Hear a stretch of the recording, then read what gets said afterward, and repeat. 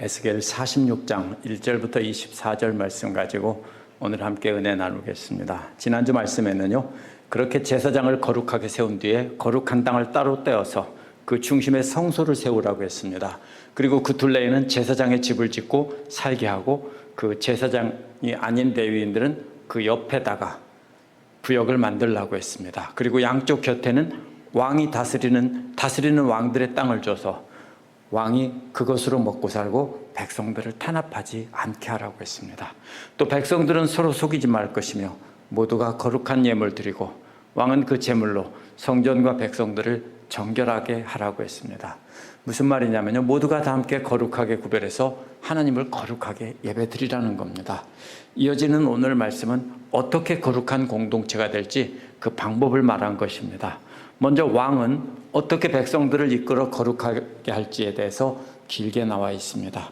왕이 거룩하게 백성들을 이끌기 위해서는 먼저 정해진 왕의 구역을 다음 세대들에게 왕에게 물려주라는 겁니다. 또 제사장들은 자신들만의 거룩한 구역에서 먹고 백성들은 또 다른 구역에서 먹음으로써 거룩함을 지키라고 했습니다. 이 말씀을 통해서 우리는 오늘날 어떻게 이 말씀을 따라 거룩한 공동체를 지켜나갈지 생각해 보도록 하겠습니다. 1절부터 15절은 왕이 성전을 드나들면서 하나님을 예배하는 법이 나와 있습니다. 1절에서 12절은 에스겔을 통해 왕에게 말씀하시는 내용입니다. 그래서 1절은 주 여호와께서 이같이 말씀하셨느니라, 이 말은 새로운 예언이 시작되었다는 것입니다. 안뜰 동쪽을 향한 문은 일하는 엿새 동안에는 닫고 안식일에는 열되 초하루에도 열라고 했습니다. 이게 무슨 말이냐면요, 바깥문은요, 동쪽 문 바깥은 하나님이 한번 들어오신 뒤에 영원히 닫았다고 그랬죠. 그 다음에 그 안쪽에 있는 문을 말하는 겁니다. 안쪽에 있는 문은 이렇게 예배 드리는 날에 열어두라는 것입니다. 이제 거룩한 날만 열어두고 항상 닫아두라는 겁니다. 안뜰의 동쪽 문을 닫으라는 것은 성전을 안전하게 지키려는 게 아니라 거룩함을 지키려는 것입니다. 하나님을 예배하는 날을 따로 구별해서 거룩하게 지키기 위한 겁니다. 일하는 날에 밭에서 일하다가 거룩하지 않은 상태로 성전에 함부로 드나들지 못하게 하려는 것입니다. 거룩한 날에만 자신들을 거룩해 하고 그 성전에 나올 수 있도록 한 것입니다. 2, 3절은요, 안식일과 초하루에 문이 열렸다고 해도 일반인들은 그 문으로는 들어갈 수 없습니다. 그 문은 왕만 들어가는 거고요, 나머지 사람들은 다른 문으로 들어가는 것입니다. 2절에서 왕은 이 나시라는 말인데 왕자라는 뜻인데요, 이 바깥마당에서 이 문 현관으로 들어와 문 기둥 곁에 서 있으라는 겁니다. 왕은 예배의식을 지키는 자이고 후원자이지 직접 예배를 인도하는 자가 아닙니다. 제사장들이 안에서 인도할 때 왕은 문 앞에 서서 지키라는 겁니다. 그럼 백성들은 그 앞에 못 있겠죠. 그래서 왕은 제사장이 아니기 때문에 희생제사에 직접 참여하는 것이 아닙니다. 백성들을 문 밖에 있도록 하고 백성들을 지키는 역할을 합니다. 그래서 안마당에 있는 제사장들과 바깥마당에 있는 백성들 사이에 중간에서 백성들을 대표하는 것입니다. 개역에서는 45절에서는 왕으로 번역한 말을 개역개정에서는 왕으로 번역하다가 뒷부분에서는 군주라고 바꿨습니다. 근데 사실은 똑같은 말로요, 왕자라는 말인데요, 그것을 그렇게 다르게 번역했습니다. 영어에서는 전부 다 프린스라고 되어 있습니다. 4절에서 7절은 백성들이 바깥에 서 있는 동안에 성전 앞마당에서 벌어지는 활동을 묘사한 것입니다. 4절은 왕이 드릴 번제는 어린 양 6마리와 흠없는 순양 1마리입니다. 민수기에서는 어린 양이 2마리인데 여기서는 6마리고 흠없는 순양 1마리로 이렇게 바뀌었습니다. 5절에서는 곡식 드리는 소재와 순양 하나에는 밀가루 한 에바이고 모든 어린 양에는 힘대로 하라겠고 밀가루 한 에바에 기름 한 흰을 드리라고 했습니다. 예배를 드리는 내용입니다. 제사를 드리는 내용이요. 6, 7절은 초하루에 드릴 번제와 소제인데요, 이걸 가지고 고대 근동 지방의 초하루에 달을 숭배하는 풍습이다, 이렇게 설명하는 사람들이 있는데요. 절대로 그렇지 않습니다.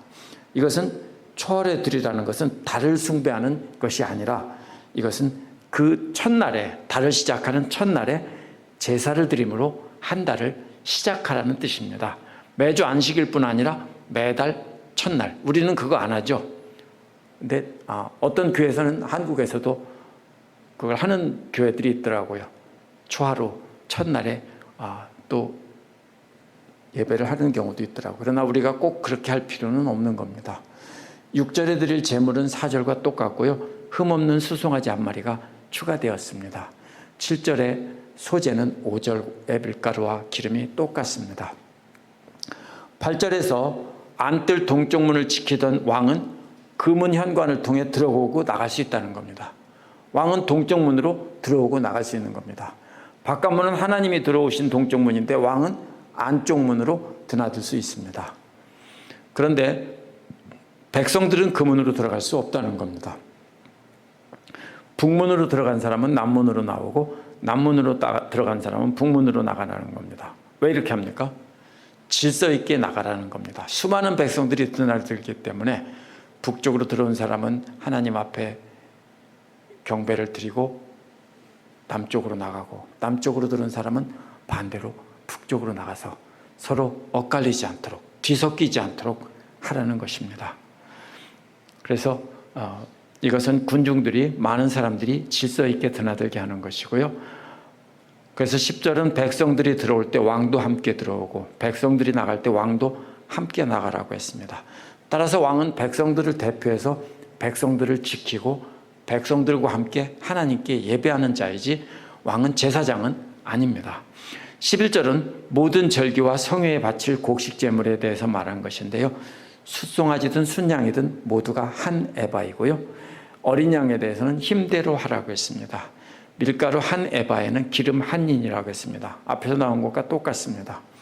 12절은 왕이 자원에서 번제를 드리거나 감사제를 드릴 때 동쪽 문으로 드나들게 하라는 겁니다. 그러니까 왕은 특별한 권한이 있는 겁니다. 왕이 나간 후에는 다시 그 문을 닫으라고 했습니다. 왕은 안식일이나 초하루가 아니어도 원하는 날에 제사를 드릴 때는 드나들 수 있습니다. 왜냐하면 백성을 대표해서 백성들에게 기쁜 일이 있거나 이런 일이 있을 때는 왕은 백성을 대표해서 하나님께 감사 제사를 드릴 수 있게 한 겁니다. 1절에서 12절은 계속 왕에 대해서 말했습니다. 에스겔에게 왕은 이렇게 하게 하라는 겁니다. 근데 갑자기 너는 이렇게 말합니다. 13절에서는 이것은 여호와께서 에스겔에게 말씀하신 겁니다. 제사장인 에스겔에게 말씀하신 건데요. 에스겔은 제사장의 대표로 너는 그런 겁니다. 그런데 그 내용은 에스겔뿐 아니라 다른 제사장들도 다 그렇게 하라는 것입니다. 제사장은 아침마다 번제를 드리라는 것이고요. 14절은 번제와 함께 드릴 소제를 말한 것입니다. 아침마다 번제와 소제를 드리는 것이 구약에서 앞부분에서도 바로 이스라엘 백성을 대표하는 제사장들이 할 일입니다. 왕을 주관하는 번제와 소제는 백성을 위한 것입니다. 왕은 안식일과 초하루에 백성들이 하나님께 속죄제를 드릴 수 있도록 이끄는 자이고요. 백성은 계속해서 그 죄를 부정함을 속죄제를 통해 제거하고 하나님 앞에 나갈 수 있게 한 겁니다.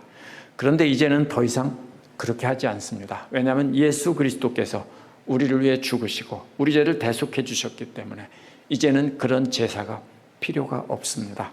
히브리서 4장 14절 16절은 예수님이 우리의 대제사장이라며 우리는 그의 긍휼하심을 받고 때를 따라 돕는 은혜를 얻기 위하여 은혜의 보좌 앞에 담대히 나갈 것이라고 했습니다. 이제는 우리는 언제든지 하나님 앞에 담대히 나올 수 있습니다. 예수님의 보혈을 힘입어서 담대히 하나님 앞에 나갈 수 있게 된 겁니다.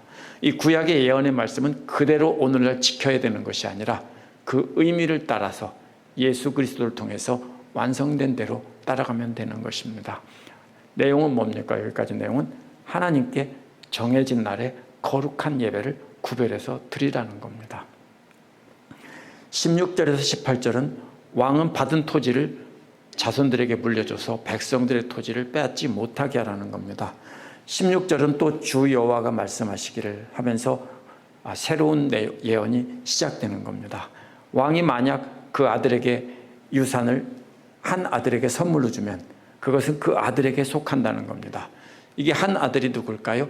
모든 아들들이 아니라 다음 왕이 될 아들에게 주는 겁니다. 그러면 그것은 그들이 이어받을 유산이 된다는 겁니다. 그런데 17절에서는 왕이 그 유산을 종들 중에 하나에게 선물로 준다면 그것은 계속되지 않고 희년까지만 종의 소유가 된다는 것입니다. 희년이란 50년 동안인데요. 희년이 그 50년 동안 준다는 뜻이 아니라 희년이 10년 남았으면 10년 후에 돌려줘야 되는 것이고 30년 남았으면 30년 후에 왕에게 돌려야 되는 겁니다. 무슨 말입니까? 이것은 그 사람에게만 그것을 주고 그 자손들에게 대대로 대물림되지는 않는다는 뜻입니다. 그래서 희년 후에는 다시 왕에게 돌아가서 그 기업이 유산이 되어서 다음 왕들이 이어받게 한다는 겁니다. 왕들뿐 아니라 일반 백성들도 토지는 다 하나님의 것이고 각 지파에게 가족에게 나눠준 것은 똑같습니다. 자손대대로 그 자손들에게만 이어진 것이고요. 불가피하게 다른 사람에게 팔거나 넘길 때도 있지만 희년이 되면 역시 돌아오게 한 겁니다. 그래서 이것은 왜 이렇게 만들었냐면요. 경제적으로 큰 힘을 가진 자들이 약한 자들이 어떻게 됩니까? 돈을 빌려가겠죠. 돈을 빌려가면 이자를 많이 받고 그것을 빌려주는데 그 이자를 갚지 못하면 재산을 통째로 다 뺏기고 거리로 놔둘게 되고 외국으로 떠돌게 되는 겁니다. 바로 그런 것을 막기 위해서 어느 한 사람이 지나치게 부자가 되고 어떤 사람들은 거지가 되는 것을 막기 위해서 희년이 되면 다시 그 본래 가족에게 돌려주라고 한 겁니다. 똑같이 나누어줘도요, 어느 한쪽으로 자꾸 몰리게 되어 있습니다. 왜냐하면 사람들이 그렇죠. 그런데 관리를 잘못하는 사람들이 있는데요, 그럴 수밖에 없습니다. 그러면 희년이 되면 다시 원래대로 돌려줘서 다시 시작할 수 있게 하라는 것입니다. 그래서 어느 한쪽은 극빈층으로 전락하는 것을 막는 겁니다. 그런데 오늘 본문에서 특별히 왕에게만 특별히 이러한 예언을 따로 남긴 이유는요, 왕이 권력을 갖고 있기 때문에 백성들의 재산을 땅을 차지하기가 쉽습니다. 실제로 열왕기상 21장에 보면 아합이 나봇의 땅을 탈취하는 내용이 나옵니다. 이스라엘 역사를 보면 수백 년 동안 왕의 토지는 점점 늘어났고요, 통치자는 동시에 최고의 땅을 축적하는 경향이 있었습니다. 그래서 땅을 많이 소유한 왕은 어떻게 됩니까? 더 힘 있는 왕이 되는 겁니다. 그렇기 때문에 새로운 하나님의 나라에서는 그런 일은 없어야 한다는 겁니다. 왕은 자신에게 정해준 땅만 가지고 살고 왕의 자손도 왕을 하는 사람들은 역시 물려받은 것만 가지고 살고 백성들의 것을 빼앗는 일이 없도록 해야 된다는 겁니다. 그래서 18절에 그 금지 조항이 설명이 나온 겁니다. 왕은 백성의 기업을 빼앗아 그 산업에서 쫓아내지 못한다는 겁니다. 왕은 자기가 받은 땅만 그 자손들에게 물려줘야 한다는 것입니다. 그렇게 함으로써 하나님의 백성은 그 땅에서 분리돼서 흩어지는 일이 없어야 한다는 겁니다. 그래서 땅을 빼앗는 것뿐 아니라 종들에게 주는 것도 일시적인 것이 되게 한 겁니다. 본래 어느 나라든 왕들은 권력으로 토지를 계속 늘려나갔고요, 그 토지는 자신들이 신뢰하는 신하들에게 영원한 재산으로 나누어져서 충성을 하게 했습니다. 그래서 우리나라에도 뭐가 있었습니까? 양반들이 있고 유럽에는 귀족들이 있었던 겁니다. 그 사람들이 대토지를 소유하고 나머지 백성들은 다 종으로 살았던 것입니다. 누가 그렇게 했냐면 왕들이 그렇게 한 겁니다. 그러나 하나님 나라의 왕은 그렇게 해서는 안 된다는 겁니다. 하나님이 왕이시기 때문에 통치자는 자신이 받은 것에만 만족하고 절대로 백성들을 빼앗아 백성들이 떠도는 일이 없도록 해야 한다는 것입니다. 이 말씀은 과거에 타락한 하나님의 백성들이 왕들이 세상 나라의 왕을 흉내내서 악한 일을 했던 것을 금지시킨 겁니다. 왜 이스라엘 백성들을 계속 그렇게 쳐서 적에게 넘기고 이렇게 고생을 시켰냐 하면 바로 그런 것 때문입니다. 그렇기 때문에 이제는 회복될 하나님의 나라는 다시는 그런 일이 없어야 한다는 겁니다. 오늘날도 세상에 힘 있는 자들은 힘없는 자들의 재산을 탈취합니다. 물론 합법적으로 돈을 빌려주고 이자를 받지만 가난한 사람들은 갚지 못하기 때문에 점점 땅이나 사업체를 은행에 넘길 수밖에 없는 겁니다. 그리하 해서 큰 자본이 있는 사람들은 자꾸 많아지는 현상이 오늘날도 계속됩니다. 그러나 회복될 하나님 나라에서는 그렇게 하면 안 된다는 겁니다. 19절에서 24절은요, 제사장들은 거룩한 제물을 바깥들로 들고 나가지 말라는 내용입니다. 19절은 계속해서 에스겔을 안내하던 천사가 이제 북쪽 문을 통해 성전 앞마당으로 들어가서 서쪽으로 갑니다. 거기에 제사장의 거룩한 방으로 들어갑니다. 원어에는 그 다음에 보라라는 말이 있습니다. 보라, 그 방 뒤에 서쪽 한 끝에 한 장소가 있다라고 합니다. 방 안에 있는 게 아니라 제사장의 거룩한 방들 서쪽 끝에 한 빈 공간이 있다는 겁니다. 20절은 그곳이 제사장들이 속건제와 속죄제 희생제물을 삶는 곳이라고 했습니다. 번제를 제외한 다른 희생제물들은 제사장들이 먹는 것입니다. 또 곡식제물은 소제제물을 굽는다고 했습니다. 곡식은 반죽해서 빵으로 만드는 겁니다. 그곳에서 삶고 굽는 이유는요, 밖으로 가지고 나가지 않아서 백성들에게 거룩함을 침범하는 일이 없게 하려는 겁니다. 왜냐하면 하나님께 드린 몫은 하나님과 제사장 사이에 제물이 되어서 하나님께서 제사장에게 주고 하나님의 상 앞에서 이렇게 먹도록 하는 겁니다. 이것은 제사장들을 거룩하게 구별하기 위한 거지 제사장들을 특별히 높이는 것이 아닙니다. 왜냐하면 이 하나님과 함께하는 거룩이 바깥으로 나간다면은 거룩하게 제사장처럼 준비되지 않은 사람들이 이제 죽을 수도 있고, 그렇기 때문에 그렇게 하지 말라는 뜻입니다. 따라서 이 거룩함을 거룩한 곳에 간직해서 백성들을 보호하려는 겁니다. 그래서 지극히 거룩한 제물만 따로 삶는 곳을 두어서 제사장들을 위한 부엌을 따로 두라는 겁니다. 21절은 천사가 에스겔을 바깥들로 안내합니다.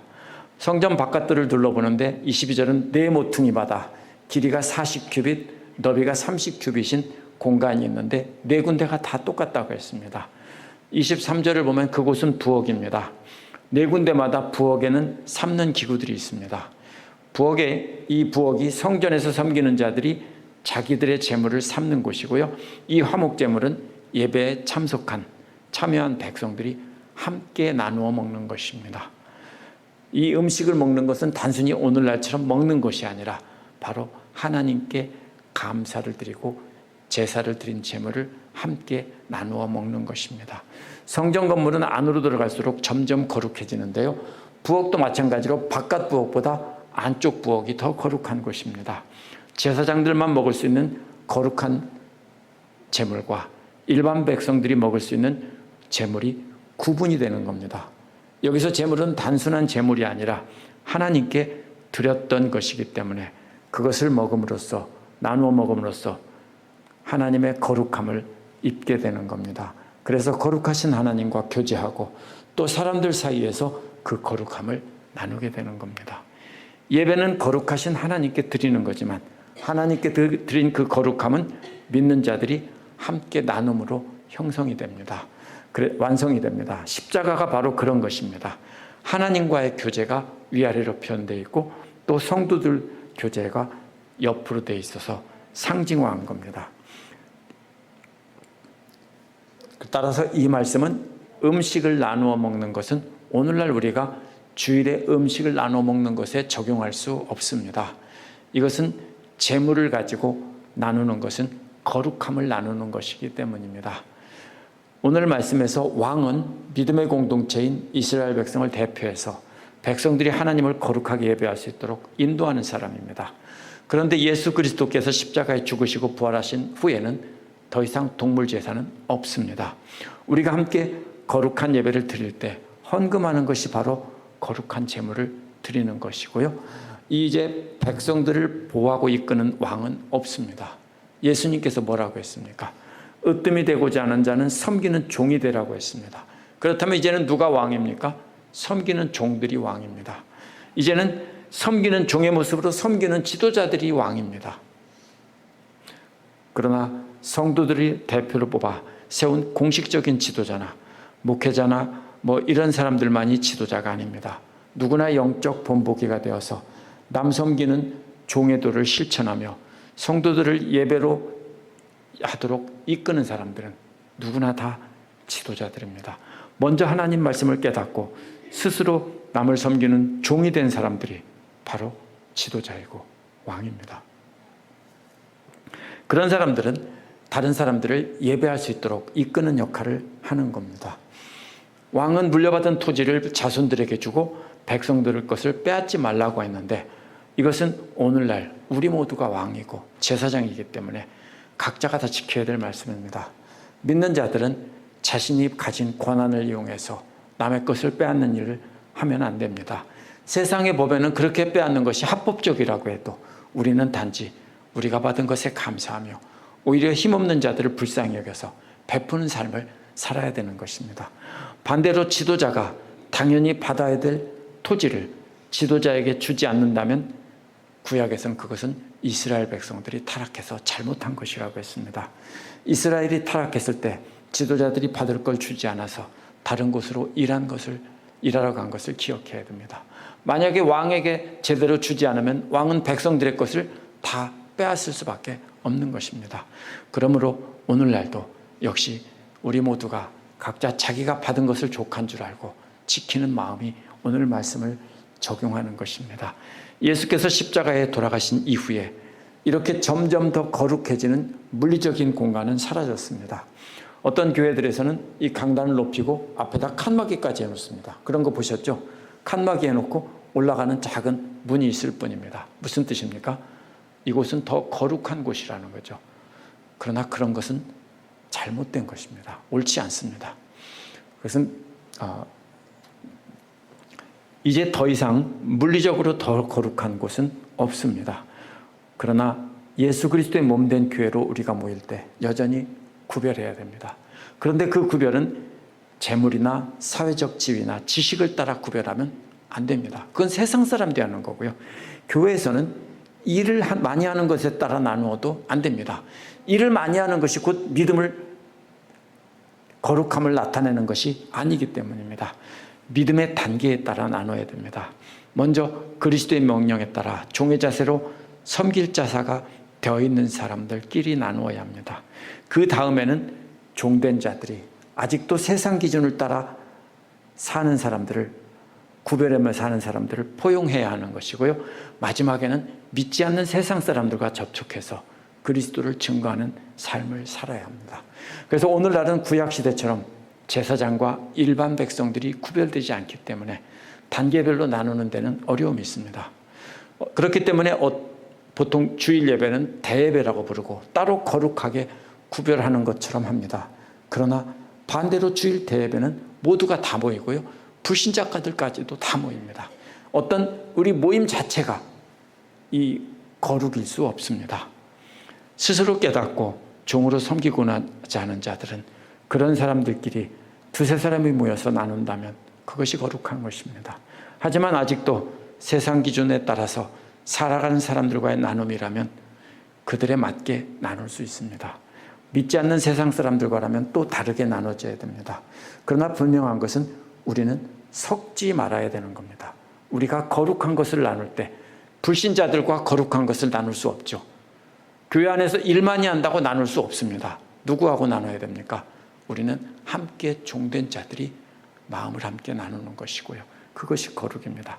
그러나 그렇지 못하다면 우리가 나누는 범위를 다르게 해서 그들과는 이렇게 본을 보이면서 나누는 것입니다. 그래서 우리가 만약에 분명한 것은 종된 자들끼리 나눈다면 그릇 안의 소금입니다. 예수님이 말씀하신 거룩은 그게 아니라 세상의 소금이라고 했고 세상의 빛이라고 했기 때문에 우리는 우리 자신을 거룩하게 구별하고 거룩한 사람들끼리 구별해서 그렇게 하는 목적은 우리끼리만 거룩하다가 아니라 세상을 거룩하게 하고 다른 성도님들을 거룩하게 하기 위함입니다. 기도하겠습니다.